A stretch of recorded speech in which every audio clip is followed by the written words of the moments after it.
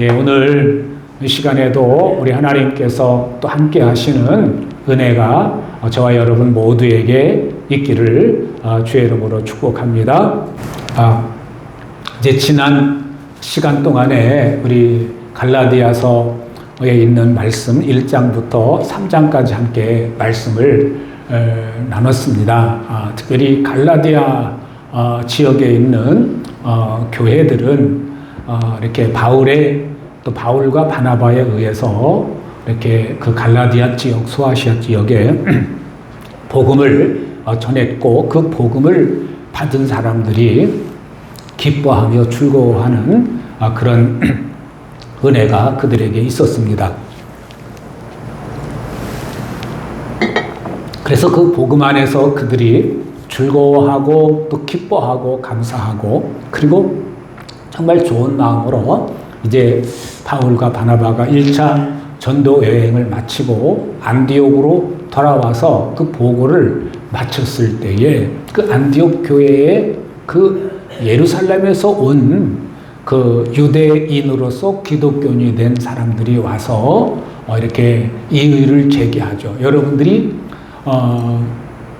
기독교인이 된 거, 예수 믿는 사람이 된 거 정말 축복한다라고 말하면서, 그렇지만 여러분들이 율법을 지켜야 된다, 할례를 받아야 된다라고 하는 주장을 하게 됐고, 이것이 큰 논쟁이 돼서 결론을 내리지 못하는 가운데 예루살렘 교회로 사람들을 보내서 결론을 내리게 되죠. 그 대다수의 사람들은 이제 유대인이기 때문에 어렸을 때부터 지켜온 그들의 생활 습관, 그들의 문화도 이방인들이 예수 믿었지만 그들도 지켜야 된다, 그들도 율법을 지켜야 된다 라고 하는 주장을 했을 때 그들의 말을, 그들의 주장을 잠잠케 한 사람이 베드로 사도였습니다. 베드로 사도는 사도행전 10장에 나오는 그 고넬료 사건을 통해서 나도 내키지 않았지만 하나님께서 환상을 통해서 나에게 3번이나 나타나셨고, 그리고 사람들이 찾아왔을 때 성령께서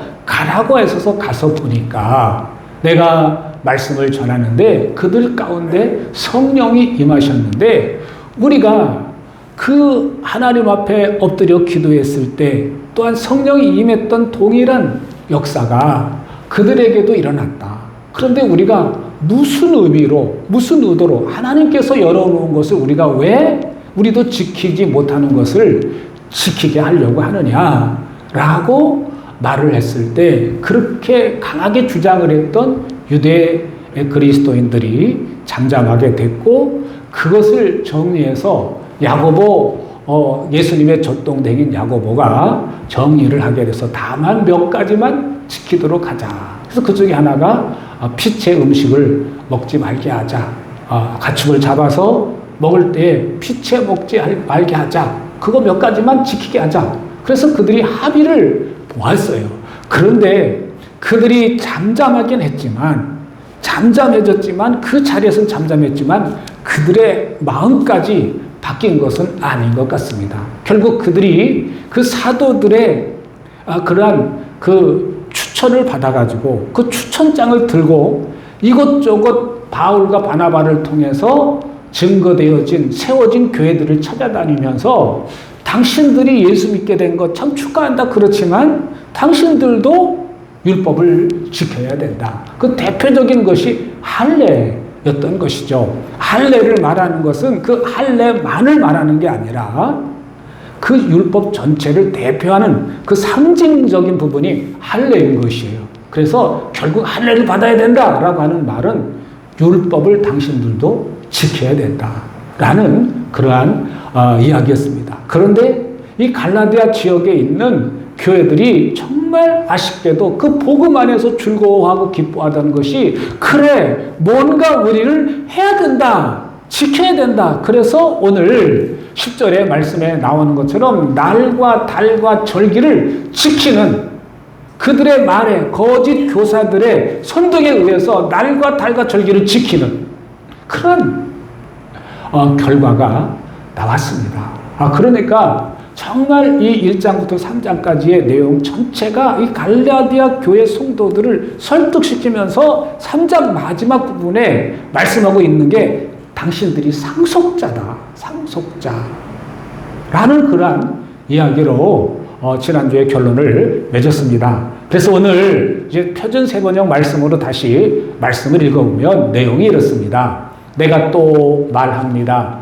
유업을 이을 사람은 상속자는 모든 것의 주인이지만 상속자는 모든 것의 주인이 맞다. 그렇지만 어릴 때에는 종과 다름이 없고 아버지가 정해놓은 그때까지는 보호자나 관리인의 지배 아래 있습니다.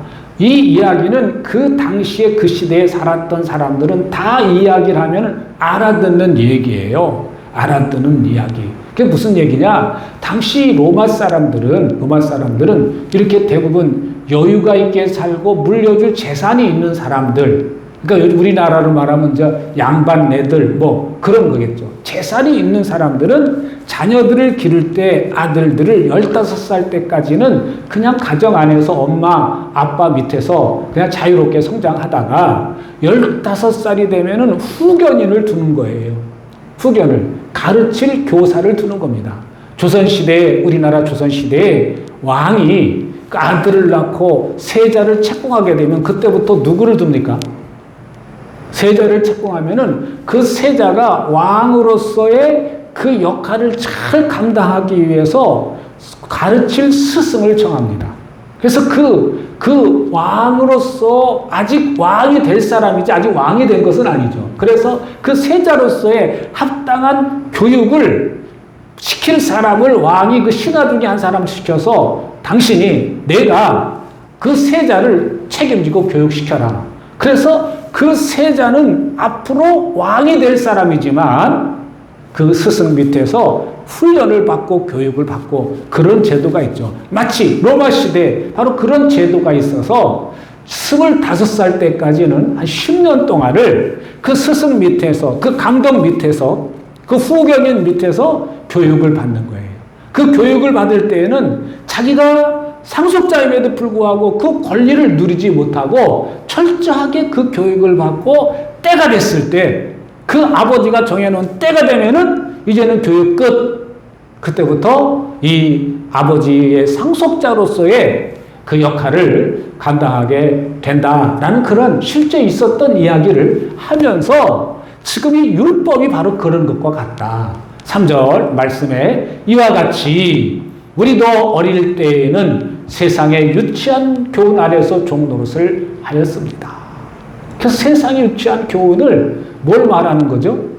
율법을 말씀해 주고 있어요. 율법. 지난주에 말씀을 드릴 때 Old Testament, New Testament를 얘기를 했죠. 그래서 이 구약 성경을 옛 언약, 그리고 신약 성경을 새 언약이라고 말씀을 드리는데 정확히 구분을 하면 오늘 4절 말씀에 나와 있는 것처럼 그러나 기한이 찼을 때 하나님께서는 당신의 아들을 보내셔서 여인에게서 나게 하시고 또한 율법 아래에 놓이게 하셨습니다. 정확히 말하면 예수님께서 여인의 몸에 나셨을 때 예수님 자신도 율법 아래에 놓이게 하셨다. 결국 율법의 틀 안에서 태어나셨고 율법의 틀 안에서 성장하셨고 그리고 율법에 갇혀서 생활을 하셨을 뿐만 아니라 율법에 종살이를 했다는 것이죠. 그러면서 어느 때부터 신약의 시대냐? 예수님께서 십자가에 죽으시고 난 후부터. 그러니까 이 예수님께서 이 복음을 선포하시고 회개하라 천국이 가까웠느니라 라는 그런 말씀이 하시면서 하신 말씀 중에 하나가 내가 율법을 폐하러 온 것이 아니라 뭐 하러 왔다고요? 완성하러 오셨다라는 거예요. 그러니까 구약의 율법의 핵심이 뭐예요? 하나님께 나아가는 방법이죠. 뭘 통해서요? 제사를 통해서. 예배를 통해서 하나님께 나아가는데 바로 이 번제를 통해서 화제를 통해서, 속죄제를 통해서, 속건제를 통해서, 소제를 통해서 이 제사를 통해서 하나님께 나아가는데 가장 큰 핵심이 1년에 한 번 있는 속죄제입니다. 대속죄일이라고 해서 1년에 한 번 대제사장이 온 이스라엘 백성을 위해서 제사를 드립니다. 그래서 짐승을 잡아서 그 피를 받고 그 피를 그릇에 담아서 성소를 지나서 지성소에 가고, 지성소에 보면 뭐가 있어요? 속죄판이 있죠. 속죄판. 거기다가 그 피를 사방으로 뿌리면서 주님, 이 피를 보시고 이 백성들의 죄를 사해 주십시오. 온 백성의 죄를 용서해 주십시오. 그래서 그 죄를 용서받는 날을 하나님께서 정해 주셨고, 이 날에는 이 백성들이 지은 모든 죄를 다 용서해 주시는 겁니다. 하나님 약속이에요. 근데 그 죄가, 그 이제까지 지은 죄가 용서받았지만 1년 동안 또 생활하면서 또 죄가 쌓이는 거예요. 그래서 그것을 반복됨을 통해서 뭘 깨달아요? 아, 우리 인생에는 답이 없다. 노답이다. 계속 죄를 용서받아서 또 죄를 짓고 또 죄를 짓고 또 죄를 지으니 계속해서 우리는 반복해서 죄를 지을 수밖에 없고, 이 죄의 문제를 해결할 수가 없구나. 이 죄의 종으로서의 삶을 살 수밖에 없구나. 그래서 율법을 통해서 뭘 깨달는 거예요? 나는 계속 죄 가운데에서 놓일 수밖에 없고 죄 가운데에서 자유함을 누릴 수가 없다라는 것을 깨달을 수밖에 없어요. 그래서 율법을 가리켜서 초등학문이라고 말합니다. 초등학문. 가장 기본적인 것을 통해서 하나님께 나아가려고 끊임없이 애쓰지만 죄라고 하는 틀에 갇혀서 하나님 앞에 가까이 나아가지 못하는 그러한 인생임을 자각할 수밖에 없는 것이죠. 그런데 예수님께서 그 율법의 틀 안에서 태어나시고 틀 안에서 살고 그 십자가 사건을 통해서 그 율법의 모든 그 미완성을 십자가와 부활을 통해서 완성을 시켜 놓으셨다는 거예요. 그래서 누구든지 예수께서 십자가를 통해서 그 율법에서 계속 감당하지 못했던 그 죄의 문제를 해결해 주심으로 이제는 종이 아니라 자유인이 되었다는 그런 것을 말씀해 주시고 있는 것입니다. 그래서 오늘 이제 5절 말씀해 보시면 그것은 율법 아래에 있는 사람들을 뭐 하시고요? 한번 따라합시다. 속량하시고 여러분 이제 이 속량이라고 하는 말씀은 테텔레스타이라고 해가지고 당시에 그 상업 용어죠. 당시에 노예 시장이 있었는데 그 노예들을 팔고 사는 그러한 일이 횡행했습니다. 여러분 알고 있는 요셉도 노예로 끌려가서 팔린 그런 유형 가운데 하나인데, 근데 그 노예를 산 사람이 그 문서를 가지고 있잖아요. 노예 문서를 가지고 있는데 그거를 노예 문서를 돈을 주고 사서 그 문서를 찢어버리면 그 다음부터는 이 사람은 뭐예요? 노예였었던 사람이죠. 자유인이 된 것입니다. 그래서 예수님께서 이 십자가라는 사건을 통해서 이 율법 아래에 있는 사람들 뭐 했다고요? 속량하셨다. 그 문서를 사가지고 찢어버리셨다라는 거예요. 속량하시고 이제는 우리로 하여금 자녀의 자격을 얻게 하시려는 것이었다. 이 자녀의 자격, 종과 자녀. 오늘 말씀의 제목이 종과 자녀인데 우리는 여기 이 이야기를 하면서 바울이 지금 갈라디아 지역에 있는 교회 성도들에게 하시고자 하는 얘기가 뭐냐? 여러분들은 자녀다. 여러분은 더 이상 율법의 노예로, 율법의 종으로 살 필요가 없다. 그 이야기를 하는 거예요. 여러분들은 이제 하나님의 뭐가 됐대? 자녀의 자격을 얻게 하셔서 이제는 예수님을 여러분 믿게 하고 복음을 받아들였으니 여러분은 자녀가 되었다. 자녀가 되었다. 자녀가 되었으므로 하나님께서 그 아들의 영을 우리의 마음에 보내주셨다. 그래서 하나님의 자녀가 된 사람의 마음에 누가 임하셔요? 아버지의 영, 그 아들의 영, 성령님이 임하시는 거예요. 그래서 성령님이 그 예수님을 믿는 사람들의 마음에 임하셔서 내가 그 사람이 하나님을 아빠, 아버지라고 부를 수 있게 하셨다는 거예요. 여러분, 성령이 내 안에 계시지 않으면 하나님을 아버지라고 아빠라고 부를 수가 없습니다. 그 은혜를 우리에게 부어주신 거예요. 근데 여러분 여기에 말씀이 요거를 보면은 아빠, 우리가 지금 쓰는 아빠라고 똑같은 의미예요. 아빠. 그리고 아버지. 그런데 어떤 때 아빠를 쓰고 어떤 때 아버지를 씁니까? 여기 이제 많이 드신 분들은 어렸을 때 아빠라는 말을 해보셨어요? 우리 권사님? 그때는 그냥 아버지, 아버님 그 용어를 썼어요. 그때는 그래요. 근데 요즘에는 젊은 지금 이제 30대, 40대까지는 아버지 그렇게 안 불러요. 은영이를 뭐라고 불러요? 아버지한테. 아빠라고 그러죠? 그죠? 아빠라고 부릅니다. 근데 보통 이 딸들이 아빠라는 말을 더 많이 써요. 근데 아빠라고 부를 때는 주로 어느 때 부를까요? 다른 아들들은 어떻게 부르는지 모르는데 우리 애들을 부를 때 아빠라고 부를 때 보면은 필요할 때 불러요. 어떨 때 불러요? 아빠의 역할이 필요할 때 주로 불러요. 평상시는 별로 연락을 안 하다가 연락할 때 꼭 보면은 뭔가 필요할 때 불러요. 물론 이제 밥 사줄 때도 부르지만, 그럴 때도 부를 때 있지만, 주로 부를 때 필요할 때 불러요. 박 권사님은 어떠세요? 딸이 필요할 때 불러요? 안 필요할 때도 자주 불러요? 응? 네. 보통 보면 필요할 때 불러요. 왜 이야기를 말씀드리냐? 오늘 말씀에 하나님께 우리가 나아갈 때만 하나님 아빠라고 부를 때 보면은 이 원어의 의미 속에 그런 의미가 있는 거예요. 그러니까 보통 아빠들도 자녀들이 아빠라고 부를 때 필요할 때 부르는 줄 알면서도 싫지 않아요. 싫지 않습니다.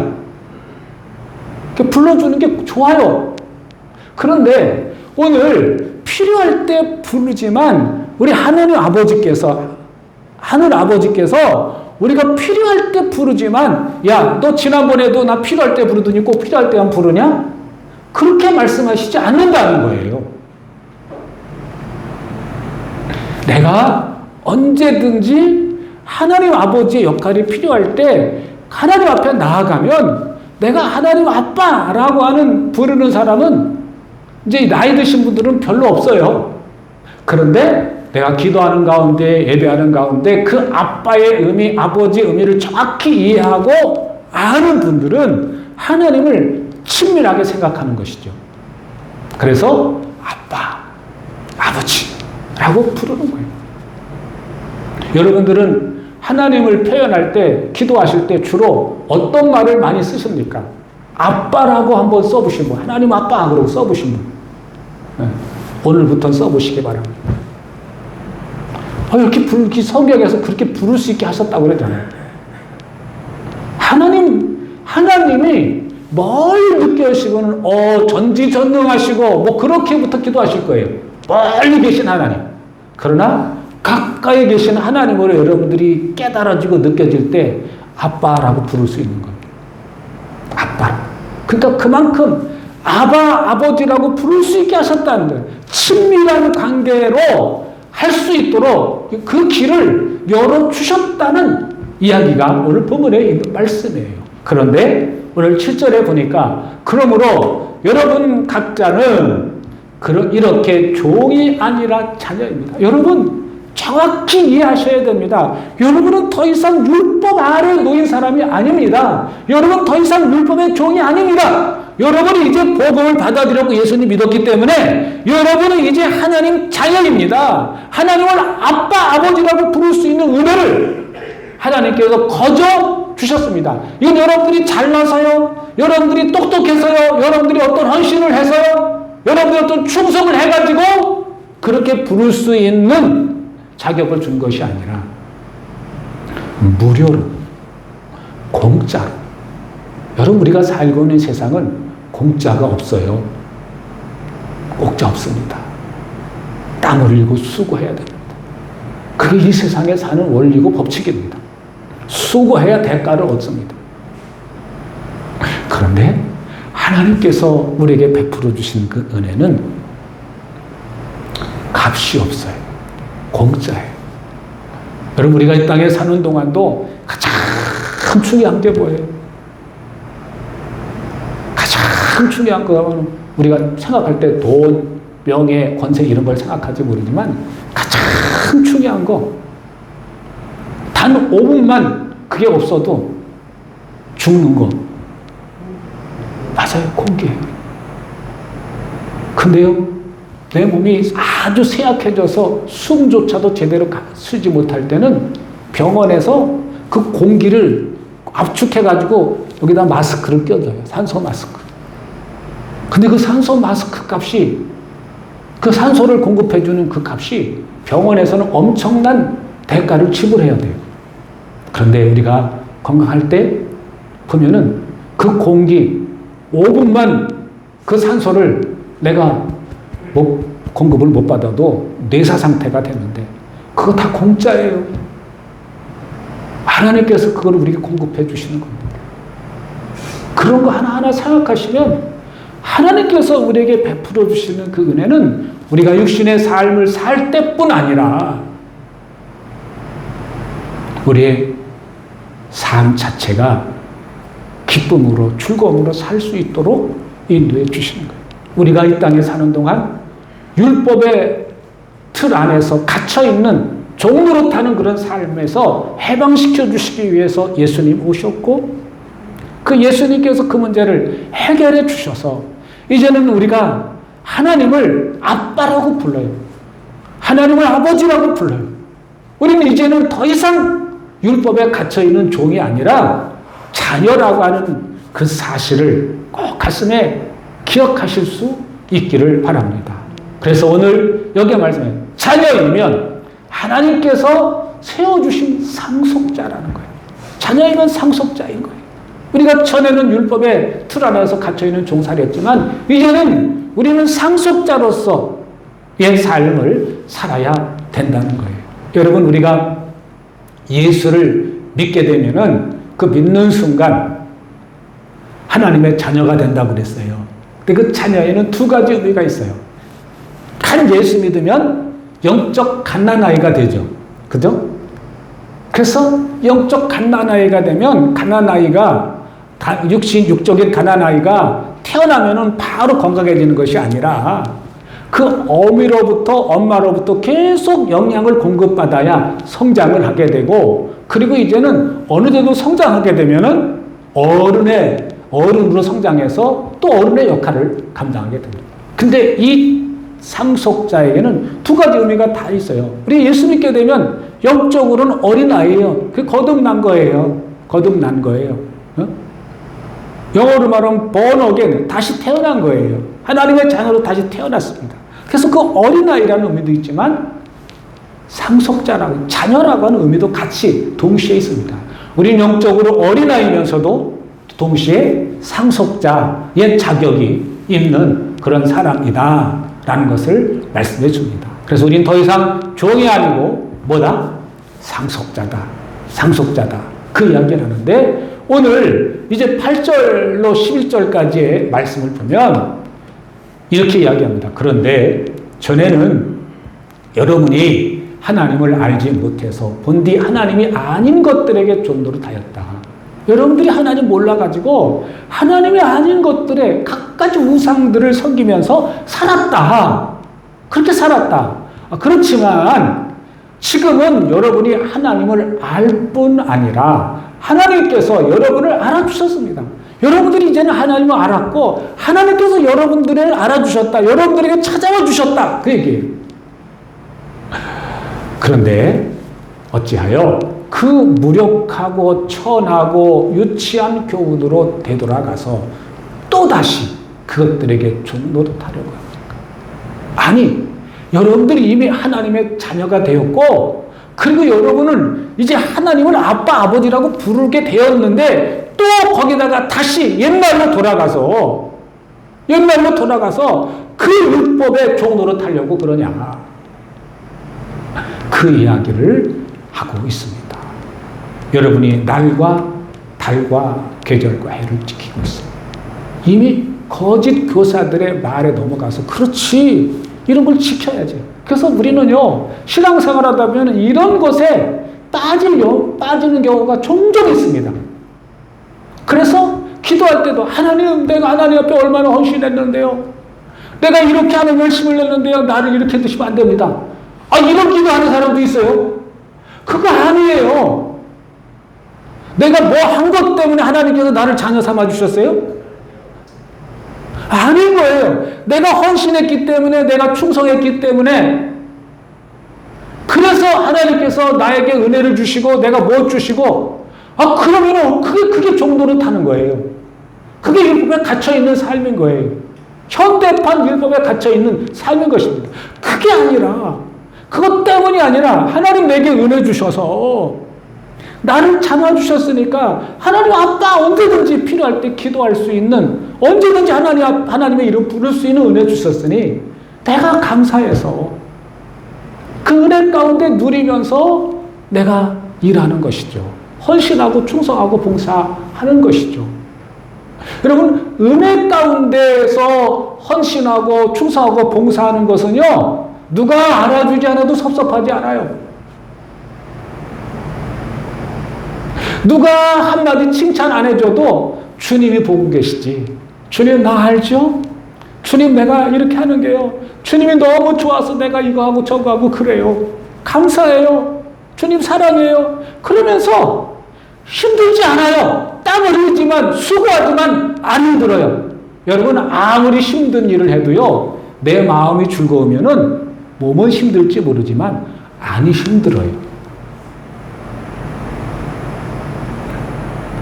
이게 뭐 예가 될 수 있을지 모르지만 젊은 청춘 남녀가 정말 이 콩깍 불이 세가지고 사랑의 관계가 되면요 내가 바래다 줄게. 그리고 그 집 갔다가 또 그 집에서 또 내가 또 바래다 줄게. 이거 왔다 갔다 하는 이 바보 같은 짓을 해요. 왔다 갔다 하다가 밤새기도 합니다. 왜요? 사랑하니까 그 왔다 갔다 하는 게 안 힘들어요. 그 왔다 갔다 하는 게 뭐예요? 왜 왔다 갔다 해요? 같이 있는 게 시간이 좋은 거예요. 같이 있는 시간이 즐거운 거예요. 함께 있는 시간이 너무 떨어지는 게 아쉬운 거예요. 그래서 내가 바라다 줄게, 내가 바라다 줄게. 그럼 왔다 갔다 하는 거예요. 여러분, 주님 안에 사는 삶이 바로 그것과 비슷합니다. 주님을 사랑하는 마음, 하나님을 아빠라고 할 때 정말 그 주님이 내 곁에 계신 것 같은 느낌이 그것이 믿어지고 그것이 깨달아질 때 예배당에 올 때만 해도 아버지 저 왔어요. 아빠 저 왔어요. 그런 기도가 자연스럽게 나오는 것이고 오늘 예배드리는 장소가 좀 지저분하네요. 제가 다음에 일찍 와서 청소 좀 할게요. 그거 가지고 청소도 하고 그게 자연스럽게 되는 거예요. 그런데 그게 없어지고 그 은혜가 사라지면 아니 내가 이렇게 매 주마다 청소하는데도 누구 하나 말해주는 사람 누구 알아주는 사람도 없어? 섭섭한 거예요. 그래서 똑같이 충성하고 봉사하는데 어떤 사람은 섭섭하고 어떤 사람은 그냥 늘 감사하고 찬송하고 그러는 그것은 딱 한 가지입니다. 내가 하나님의 자녀라고 하는 분명한 믿음이 있고 그 프라이드가 있어서 늘 그런 은혜 가운데 사는 사람은 절대 섭섭하지 않아요. 그런데 그 은혜가 떨어지면 종이 돼가지고 내가 이렇게 충성해야 뭐하나? 누구 하나 알아주는 사람도 없는데, 누구 하나 인정해주는 사람도 없는데, 우리 목사님도 뭐 본척도 안 하더라. 뭐 이게 나오는 거죠. 병이 드는 것이죠. 그래서 여러분 오늘 이 본문에 있는 이 말씀이 너무너무 우리에게 중요한 것을 우리에게 말씀해 주시고 있습니다. 날과 달과 계절과 해를 지키고 있으니 뭘 해야만 하나님의 은혜가 머물 것이라고 생각하는 이것이 바로 우리가 종노릇하는 것이라는 것입니다. 내가 여러분을 위하여 수고한 것이 헛될까요? 염려됩니다. 그 바울이 그것을 너무나 율법과 그 복음에 대해서 너무도 정확히 알고 있는 이 사도 바울이 염려가 되는 거예요. 그렇게 자유함을 누리고 했던 이분들이 어느새 율법에 갇혀서 사는 모습을 보니까 염려할 수밖에 없는 줄로 믿습니다. 여러분, 이왕 신앙생활 하시는 거 우리 하나님 아버지와 친하게 지내시기를 주의 이름으로 축복합니다.